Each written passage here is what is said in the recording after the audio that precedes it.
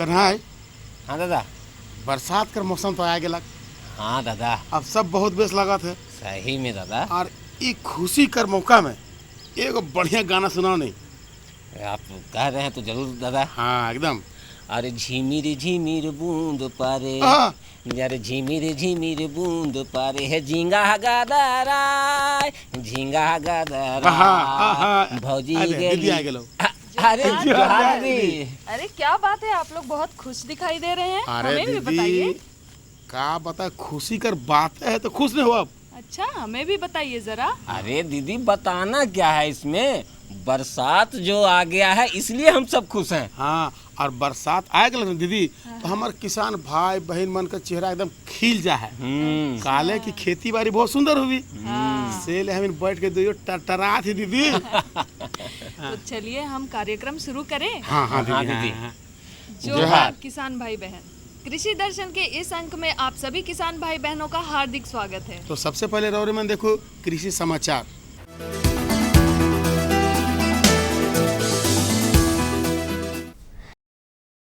नमस्कार, कृषि समाचार में आपका स्वागत है। मैं हूं अनुश्री। आइए देखते हैं आज कृषि समाचार में क्या है खास।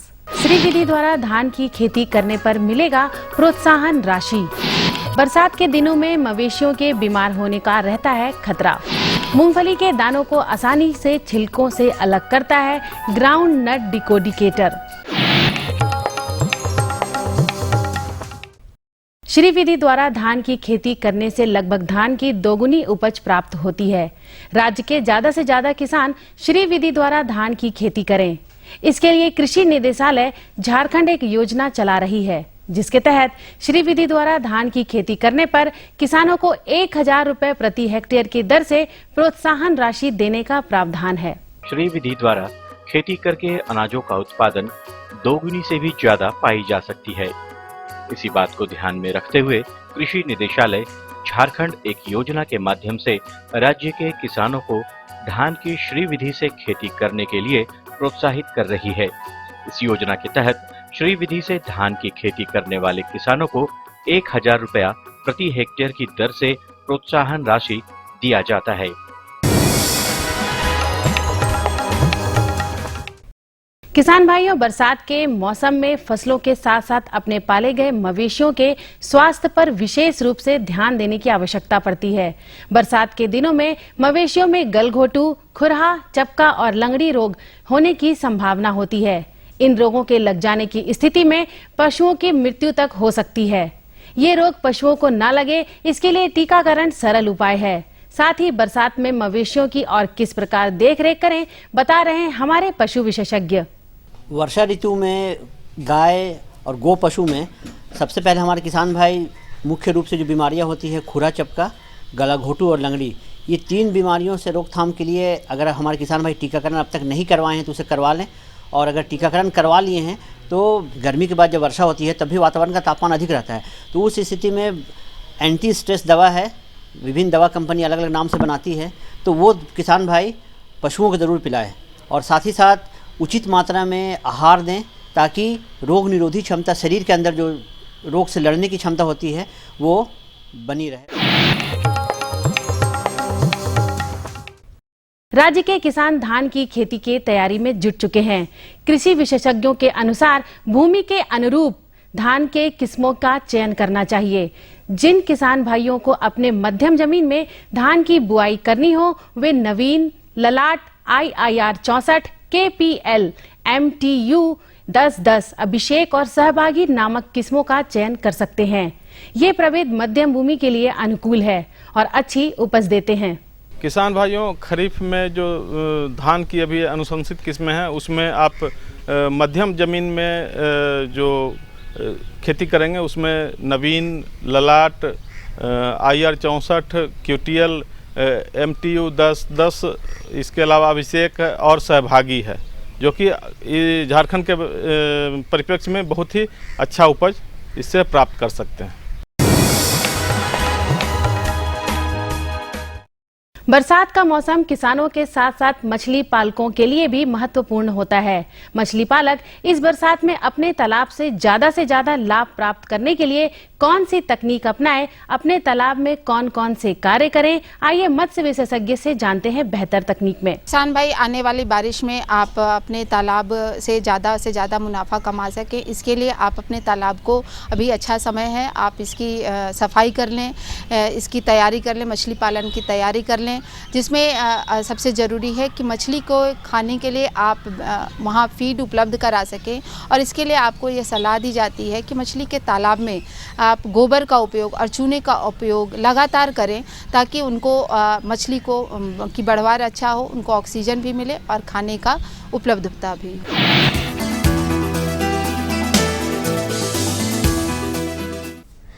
मूंगफली के दानों को हाथों द्वारा छिलकों से अलग करना मशक्कत भरा काम तो नहीं, परंतु इसमें काफी समय लगता है।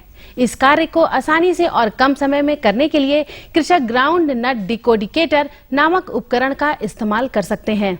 इस यंत्र को ग्राउंड नट डिकोडिकेटर कहते हैं। इसकी सहायता से मूंगफली के दानों को छिलकों से आसानी से अलग किया जा सकता है। इस उपकरण द्वारा एक दिन में लगभग 2.5 से 3 क्विंटल मूंगफली के दानों को छिलकों से अलग किया जा सकता है। इस उपकरण को बिरसा कृषि विश्वविद्यालय के अभियंत्रण विभाग से प्राप्त किया जा सकता है।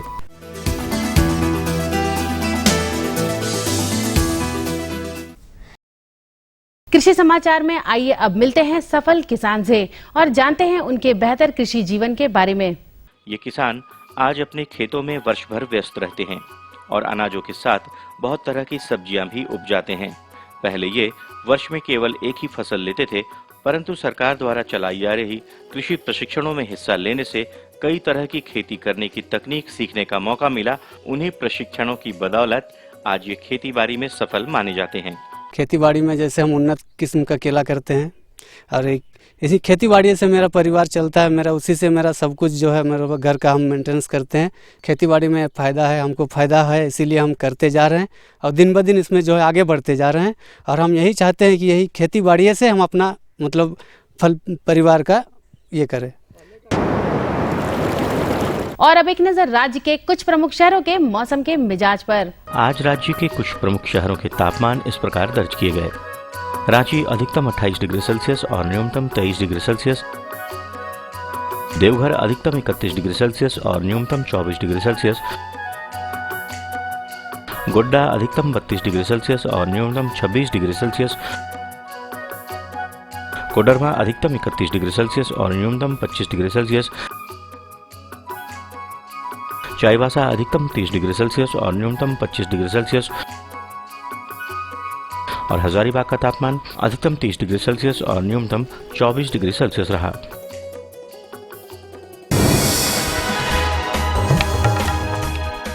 और अब मंडी भाव में आइए नजर डालते हैं अनाजों के भाव पर। राज्य की खाद्यान्न मंडियों में पिछले कुछ समय से चली आ रही तेजी में बदलाव की स्थिति नहीं देखने को मिल रही है। मूल्यविदों के अनुसार तिलहनी और दलहनी अनाजों के भाव में फिलहाल नरमी की संभावना नहीं है। उधर सब्जी मंडियों में भावों को लेकर स्थिरता बनी हुई है। वहीं आज भी के कुछ प्रमुख अनाजों के भाव पर नजर डालें तो इस प्रकार रही। चावल मध्यम न्यूनतम 2200 रुपए से लेकर अधिकतम 2600 रुपए। चावल उत्तम न्यूनतम 2500 रुपए से लेकर अधिकतम 4200 रुपए। गेहूं न्यूनतम 1400 रुपए से लेकर अधिकतम 1700 रुपए। दाल अरहर न्यूनतम 6600 रुपए से लेकर अधिकतम 7900 रुपए।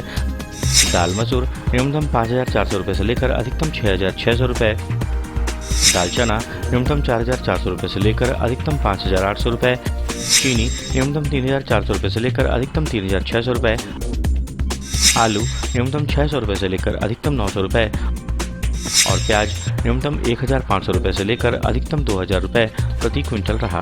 कृषि समाचार में आज इतना ही। अगले दिन अगले अंक में फिर मुलाकात होगी कुछ ताजा तरीन खबरों के साथ। तब तक के लिए दीजिए इजाजत। नमस्कार, जोहार।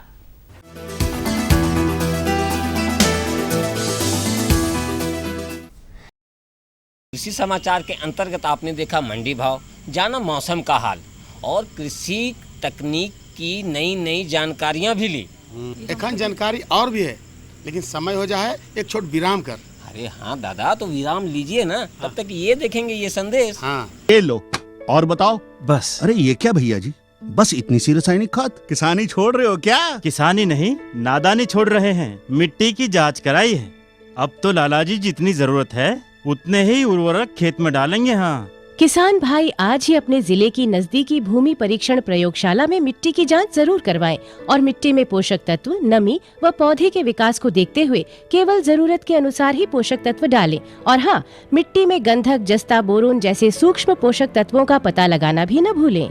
उर्वरक और जैविक खाद के सही उपयोग से भूमि का उपजाऊपन बनाए रखें, उत्पादकता बढ़ाएं, खर्चा घटाएं और बहुमूल्य विदेशी मुद्रा बचाने में भी सहयोग दें। और हाँ, धीमी गति से नाइट्रोजन उपलब्ध कराने वाले उर्वरकों जैसे नीम लेपित यूरिया को प्राथमिकता दें और यूरिया का पत्तों पर छिड़काव करें। अरे वाह, तू तो सचमुच समझदार हो गया रे। अधिक जानकारी के लिए संपर्क करें जिला कृषि अधिकारी या किसान कॉल सेंटर। दादा दादा, अरे दादा, अरे क्या हुआ रे भक्ता? हम तो बर्बाद हो गए दादा। अरे कौन आता है भक्ता? दादा हमारे फसल को पाला मार दिया दादा, सब फसल बर्बाद हो गया, कैसे करेंगे? बाबूजी, बाबूजी, क्या हुआ? रो कह रहे हैं? बाबूजी, बाबूजी, क्या हुआ बाबूजी? आप काहे रो रहे हैं, बताइए ना। हम बर्बाद हो गए बेटा, पूरा फसल को पाला मार दिया, पूरा फसल बर्बाद हो गया बेटा। अब हम महाजन का कर्ज और ब्याज कहाँ से चुकता करेंगे? बाबूजी, हम सब कर्ज चुका देंगे। तू कहाँ से चुकता कर पाएगा बेटा? बाबूजी, मैंने हमारे फसल का बीमा करवा लिया था। फसल का बीमा? हाँ बाबूजी, सरकार ने किसानों की मदद के लिए कृषि बीमा योजना चलाई है। हाँ, ये कृषि बीमा योजना हमारे लिए जीवन दान की तरह है।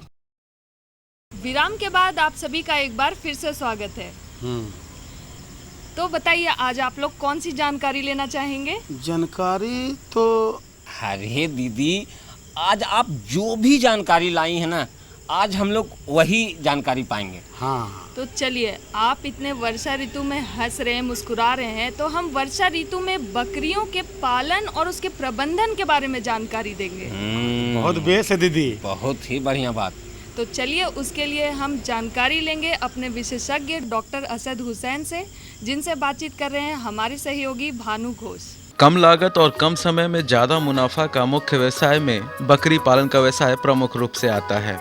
चूँकि और पशुओं के जैसा बकरियों को ज़्यादा देखभाल की ज़रूरत नहीं होती, फिर भी समय समय पर टीकों की जानकारी और संतुलित आहार के प्रयोग से हम बकरियों के स्वास्थ्य का ठीक ढंग से देखभाल कर सकते हैं। मौसम के बदलाव से सभी पशुओं पर प्रतिकूल प्रभाव पड़ता है, अतः सही जानकारी से आमतौर पर मौसम के बदलाव से होने वाले रोगों से हम अपने बकरियों को बचा सकते हैं। मुख्यतः बकरियों की देखभाल की अगर बात करें तो बहुत सारी बातों पर हमें ध्यान देने की आवश्यकता है, जिनमें आवास और सही पोषण हेतु आहार का महत्वपूर्ण स्थान है। आवास में बकरियों को खुला वातावरण पसंद है और वे मौसम के अनुकूल अपने आप को ढाल लेती हैं। सुविधा के तौर पर हम बकरियों को मचान प्रदान कर सकते हैं, जिससे वो भूमि से मिलने वाली नमी से बच जाती हैं। निमोनिया होने का मुख्य कारण भूमि का नम होना होता है, अतः पशु चिकित्सकों की सलाह पर आवास का निर्माण करवाना चाहिए। हमारे किसान भाई, जैसे बकरी पालन का व्यवसाय जो है, ये एक बहुत ही लाभकारी व्यवसाय है अगर इसे वैज्ञानिक विधि से किया जाए। और वैज्ञानिक विधि से कहने का मेरा तात्पर्य है कि इसे आप बकरियों को जो उचित स्थान दे रहने के लिए उसे एक मचान वाली विधि से बनाएं और साथ ही साथ उसे समय पे टीकाकरण करवाएं रोग का। अगर हमारे किसान भाई के पास बड़ी बकरियां हैं तो कम से कम एक वयस्क बकरी को 12 स्क्वायर फीट का जगह चाहिए, और अगर एक 12 फीट बाई 10 फीट का कमरा है, अर्थात 120 स्क्वायर फीट का कमरा है, तो उसमें कम से कम 10 बकरियों को आसानी से 10 वयस्क बकरियों को रखा जा सकता है। हमारे किसान भाई बकरी के रख रखाव पर ध्यान नहीं देते हैं, जिस कारण एक तो है कि उसे, ठीक है, हमारे सभी किसान भाइयों के पास पक्के का मकान नहीं है, ज़मीन मिट्टी की है, लेकिन फिर भी उसमें भी हम अगर ऐसा कुछ प्रबंधन करें, ऐसा कुछ तकनीक लगाएं ताकि जिससे हमारी बकरियाँ जो हैं सो कम से कम रोग ग्रसित हो, उनका स्वास्थ्य ठीक रहे। तो उसके लिए सबसे पहले मैं किसान भाइयों को ये बतलाना चाहूँगा कि वो अपने घर पे ही, जहाँ पे अगर 10 फीट बाई 10 फीट का कमरा हो या 10 फीट बाई 8 फीट का हो, जितना बड़ा भी कमरा हो, कम से कम कमरे के एक किनारे पे वो बांस का मचान बना ले। बांस का मचान मिट्टी वाले ज़मीन में भी बनाया जा सकता है, मिट्टी वाले ज़मीन में ज़मीन से कम 1 फीट ऊंचा हो। अगर हमारे किसान भाई ऐसा करेंगे तो इससे 2-3 लाभ ये होगा और कि सबसे पहला तो बकरियों में न्यूमोनिया नहीं होगी। जानकारी के अभाव में हमारी बकरियों को कभी कभी बहुत सी बीमारियां लग जाती हैं, जिनमें PPR, खुरहा चपका, गलकंठा और BQ रोग प्रमुख हैं। जिनमें PPR रोग, जो कि एक विषाणु जनित रोग है, जिससे बकरियों के फेफड़ों में इन्फेक्शन और सर्दी होना आम लक्षण है। अतः जैसे ही बकरी पालक ये लक्षण देखें तो तुरंत पशु चिकित्सक से सलाह लें और समय समय पर इन रोगों से बचने के लिए टीकाकरण करवाते रहना चाहिए। बकरियों में जो विभिन्न प्रकार का रोग होता है, एक PPR का रोग होता है, दूसरा एक रोग है जो वर्षा ऋतु में हो सकती है, वो है खुरा चपका है, तीसरा एक गला घोटू और एक लंगड़ी का भी रोग बकरियों में कम होता है लेकिन फिर भी ये रोग होता है, और एक रोग है एंटेरोटॉक्सेमिया। तो अगर PPR का रोग बकरियों में पाया जाने वाला सबसे भयंकर रोग है, जिसमें सबसे अधिक बकरियां प्रभावित होती है, मृत्यु होती है। इस रोग का लक्षण है कि जैसे ही बकरी को अगर ये रोग होगा तो नाक से पीला पानी आएगा, शरीर का तापमान बढ़ जाएगा, 104 से 106 डिग्री फ़ारेनहाइट तापमान हो जाएगा शरीर का। उसके बाद दस्त होगा बकरियों में, बुखार बढ़ जाएगा, बुखार हो जाएगा, बकरियां खाना पीना नहीं खाएंगी। तो ये रोग अगर हो जाए तो इस रोग से बचाव के लिए नज़दीकी पशु चिकित्सक से मिल करके एंटीबायोटिक दवा दें, बुखार कम होने वाली दवा दें और साथ ही साथ एविल का इंजेक्शन वगैरह वो सब दिलवाएं। लेकिन इस रोग से बचाव के लिए PPR का टीका भी उपलब्ध है, जो विभिन्न दवा कंपनी बनाती है PPR का टीका के नाम से। ये अगर जैसे ही बकरी को अगर ये रोग, वयस्क बकरी है तो आप उसे कम से कम ये मार्च-अप्रैल में ये टीकाकरण करवा दीजिए। और अगर बकरी का मेमना अगर है, आपके यहाँ बकरी जन्म लिया है या नया मेमना लाए हैं जो 2 महीने 3 महीने का हो, तो कम से कम 3 से 4 महीने के आयु में बकरी को PPR का टीका दिलवा दीजिए। 1 ml उसको दिलवाना है गर्दन वाले भाग में, चमड़े के नीचे। बकरियों में आहार व्यवस्था किस प्रकार की जाए, इसकी जानकारी जरूर होनी चाहिए, जिनमें हरा चारा और मिनरल मिक्सचर उनके दैनिक आहार में शामिल करना अत्यंत आवश्यक होता है। हरा चारा में बकरियों को लूसन या वर्सिम घास देना चाहिए। इसके अलावा दाना मिश्रण का संतुलित मात्रा में आहार में प्रयोग भी जरूरी है। दाना मिश्रण में मकई का दर्रा का 40%, गेहूं चोकर का 20%, सरसों या बादाम खल्ली का 15% और दाल की चुन्नी का 15% भाग को मिश्रित कर बकरियों को देना चाहिए। और यह मिश्रण समय समय पर जरूरत के अनुसार इनकी मात्रा में बढ़ोतरी करते रहना चाहिए। आमतौर पर 15-15 दिनों के अंतराल पर दाना मिश्रण का 25 ग्राम मात्रा बढ़ाकर खिलाना चाहिए। 4 से 5 महीने होने पर इनको पाल खिलाना चाहिए। अगर बकरियां इस वक्त तैयार ना हुई तो इस स्थिति में एक्स्ट्रा हीट देने के लिए दाना मिश्रण की मात्रा 100 ग्राम बढ़ा देनी चाहिए। और गर्भाधारण के बाद बच्चा होने से 15 दिन पहले फिर से दाना मिश्रण की मात्रा 100 ग्राम बढ़ा देने से जो बच्चा होता है वह बिल्कुल स्वस्थ पैदा होता है और पोषण की भरपूर मात्रा से हमारी बकरियों का भी स्वास्थ्य ठीक रहता है। इसके अलावा बकरियों के आवास को वातावरण के अनुसार जहां सूर्य की रोशनी आ जा सके और दरवाज़ा पूर्व से पश्चिम दिशा में रखें। इन्हीं सब बातों की जानकारी रख हम बदलते मौसम में अपनी बकरियों की देखभाल ठीक ढंग से कर पाते हैं और कम लागत में ज़्यादा से ज़्यादा मुनाफा कमा सकते हैं।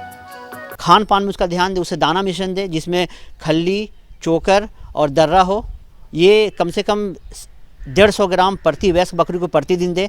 स्वच्छ पानी दें, बकरी घर को साफ सफाई रखें और उसे मचान वाली स्थिति में रखें तो रोग से निराकरण या रोग होने की संभावना कम होगी। तो कैसी लगी ये जानकारी आप लोगों को? दीदी बहुत बढ़िया, बहुत बेस्ट और बहुत ही लाभकारी भी दीदी। तो जानकारियाँ और भी हैं, कहीं मत जाइएगा। रौरेमन देखो ये संदेश। धनो? हाँ भाई मनु। ये बिरसत हमेशा मोबाइल में लगा रहता है। बताओ कितना कम चोरी करता है, फिर भी इसकी फसल लहलहा रही है, ऐसा क्यों? जरूर दाल में कुछ काला है। हाँ भाई धनु, काला तो है। अरे भाई, दाल में कुछ काला नहीं है। हम तो किसान कॉल सेंटर में बतिया रहे थे। किसान कॉल सेंटर? हाँ, किसान कॉल सेंटर। सरकार ने किसानों की मदद के लिए ये किसान कॉल सेंटर बनाए हैं। कृषि से संबंधित कोई भी जानकारी लेनी हो तो 1800-180-1551 पर फोन कर सकते हो। अब फोन का पैसा नहीं लगता है? अरे नहीं, ये बिल्कुल मुफ्त है। तुम सुबह 6 बजे से रात के 10 बजे तक कभी भी कॉल कर सकते हैं, और वो भी साल के 365 दिन।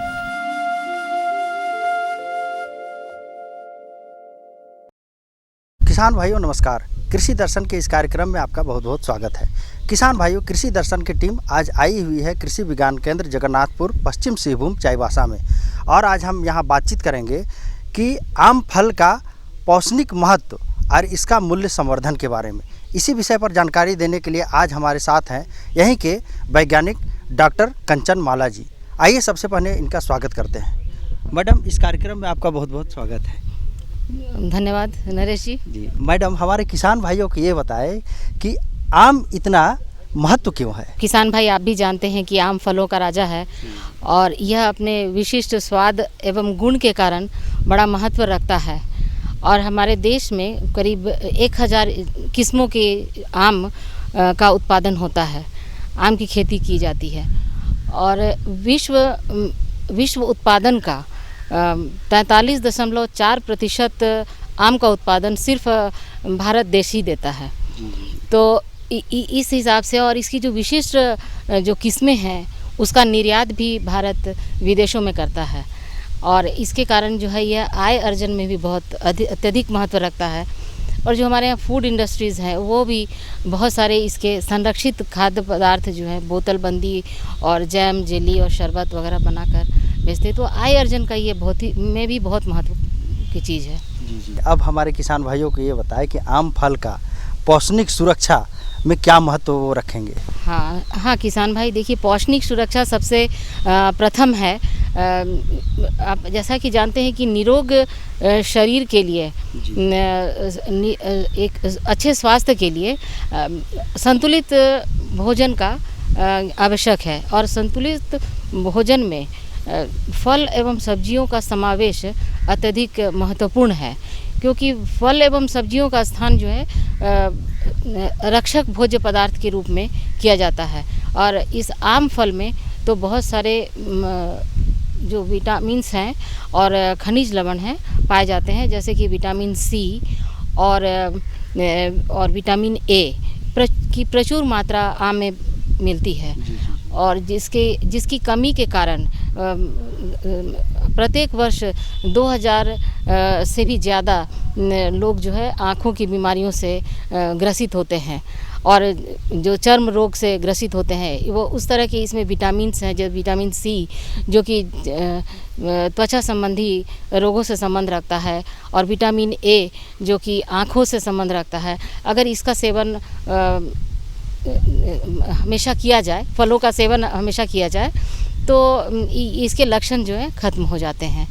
और इसमें खनिज भी हैं, जैसे कैल्शियम है, फास्फोरस है और आयरन की प्रचुर मात्रा भी इसमें पाई जाती है। और जिसका आहार में अगर इसका समावेश करें प्रतिदिन, तो जो रोग के लक्षण हैं वो ख़त्म हो जाते हैं। कच्चे आम का वो मूल्य संवर्धन कैसे करेंगे? हाँ, ये आम ऐसा फल है जो कि कच्चे जब छोटे छोटे होते हैं, बौर आते हैं, उस समय से लेकर जब पक जाते हैं तब तक इसको संरक्षित किया जा सकता है। तो जो कच्चे आम के लिए जब आपने पूछा है किसान भाई, तो कच्चे आम को संरक्षित करने के लिए सबसे पहले तो देखिए इसका सुखौता बनाया जा सकता है। और सुखौता वैसे सब आप बनाते हैं हमेशा, लेकिन आप इसे किसी लोहे के चाकू से काट कर और फैला देते हैं, जिससे इसका रंग जो सुखौता का होता है वो काला हो जाता है। तो इसे सुधारने की आवश्यकता है किसान भाई। और इसे सुधारने के लिए आप स्टील के चाकू का प्रयोग करें। और जब भी आप इसको सुखाने के लिए प्रयोग करें तो अच्छी तरह से इसका छिलका उतार लें, धो लें और स्टील के चाकू से ही काटें इसको। और काटने के बाद बहुत अच्छा इसका रंग सफ़ेद रहे, इसके लिए आप इसे 10% नमक के घोल में 1 सप्ताह डालकर छोड़ दीजिए। और इसके बाद यहाँ से निकालने के बाद इसमें 0.25% पोटाशियम मेटाबाइसल्फाइड के सलूशन में इसको 4 से 5 घंटा तक डुबाने के बाद इस धूप में सुखाएं।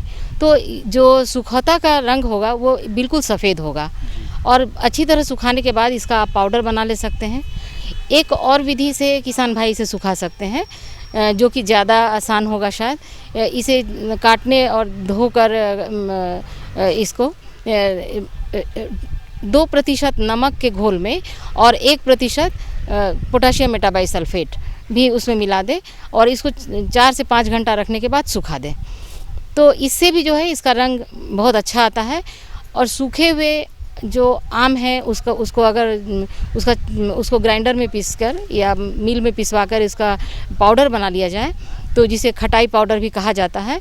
तो इसका प्रयोग किसान भाई आने वाले मौसम सब में अचार बनाने में कर सकते हैं। जैसे मिर्च के अचार के लिए ओल के अचार में इसका प्रयोग करें, और इसके बाद इसे भिन्न भिन्न तरह के मसाले के पाउडर में भी प्रयोग किया जाता है, सब्जियों को डालने में प्रयोग किया जाता है, और इसकी डिब्बाबंदी करके ये बेच भी सकते हैं, पॉलीपैकिंग भी कर सकते हैं इसकी। जी।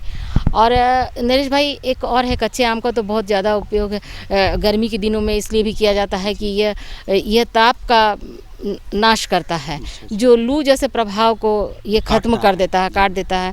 तो ये किसान भाई ये तो खुद ही जानते हैं कि इसे जलाकर और इसके गुद्दे को अगर शरीर में इसका लेप लगाया जाए और इसके बने हुए इससे बना के शरबत इसका पिया जाए, थोड़े नमक और चीनी डालकर और जीरा वगैरह पाउडर डालकर अगर इसका शरबत बनाकर पिया जाए, तभी भी लू का जो असर है वो ख़त्म होता है। और कच्चे आम का और भी अगर आप शरबत बनाकर बोतलबंदी करना चाहते हैं, तो इसके गुद्दे में करीब 1 किलो गुदा में अगर हम 800 ग्राम चीनी मिलाकर और इसे शरबत के रूप में इसको प्रयोग करके, इसमें कुछ सोडियम बेंजोएट का प्रयोग करना पड़ेगा, परिरक्षक का प्रयोग करके इसकी बोतलबंदी कर दें, तो इसे आप महीनों रखकर इस शरबत का सेवन कर सकते हैं और गर्मी के प्रभाव से बचा जा सकता है। अब हमारे किसान भाइयों को ये बताएं कि जब आम पक जाती है तो पके आम का मूल्य संवर्धन वो कैसे करेंगे? पके आम का मूल्य संवर्धन अति आवश्यक है, क्योंकि पक जाने के बाद फिर इसका प्रयोग ज़्यादा दिन तक नहीं किया जा सकता है और ये बर्बादी ज़्यादा होती है इस हालत में। तो इससे भी किसान भाइयों को इसकी जानकारी भी होनी चाहिए कि कैसे इसका मूल्य संवर्धन किया जाए। तो किसान भाई इसके रस को निकाल दे सकते हैं, निकाल कर और किसी ट्रे में इसे सुखा सकते हैं, और चाहे तो उसमें कुछ सोडियम बेंजोएट की मात्रा जो है 2% सोडियम बेंजोएट की मात्रा मिला दे, जिससे कि वो उसके गंध और जो है फफूंद वगैरह नहीं लगेगा। और इसे सुखाकर जिसे कहते हैं मैंगो लेदर या तो आम पापड़ भी कहा जाता है, तो एक तह सूख जाने के बाद दूसरा तह उस पर रस का डालकर और फिर सुखाएं, और तह के रूप में आम का जो रस है वो सूखता जाएगा और मोटी परत बन जाएगी, और इसे काट कर वो इसकी पैकिंग कर इसको बेच सकते हैं। इस तरह से आम के रस को बचा सकते हैं। और आम के रस रस को जो है चीनी और परिरक्षकों की सहायता से बोतलबंदी भी की जा सकती है इसकी। तो किसान भाइयों, अभी आपने देखा मैडम ने इतनी अच्छी जानकारी दी आम के पौष्टिक महत्व और उसके मूल्य संवर्धन के बारे में। हमें उम्मीद है कि आम का आप जो है कि भरपूर लाभ उठा सकते हैं और इससे मुनाफा कमा सकते हैं। मैडम हमारे इस कार्यक्रम में आए और हमारे किसान भाइयों को इतनी अच्छी जानकारी दी, इसके लिए बहुत बहुत धन्यवाद। धन्यवाद। जोहार किसान भाइयों। अच्छी लगी ना जानकारी आप लोगों को? अरे दीदी बहुत भी जानकारी रहे। अबरी जो आम हो है तय सुंदर है बढ़िया, ओके हमरे मन बचाए क्योंकि बहुत बढ़िया अचार आंबा कर जूस बना बने। ये जानकारी बहुत बेस रहे का किसान भाई बहन मन।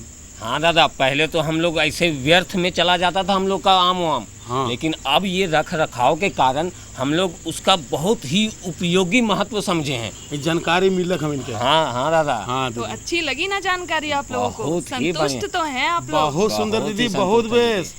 तो अब समय हो चला है हमें विदा लेने का। हाँ तो दीदी विदा लेने से पहले किसान भाई बहन के पता लिखवाए कोई नहीं, तो रे का देखो थी, कागज कलम उठाओ और पता के लिखो। और हमारा पता है कार्यक्रम कृषि दर्शन, कृषि प्रकोष्ठ द्वारा उप महानिदेशक दूरदर्शन केंद्र रातू रोड रांची, पिन संख्या है 834001।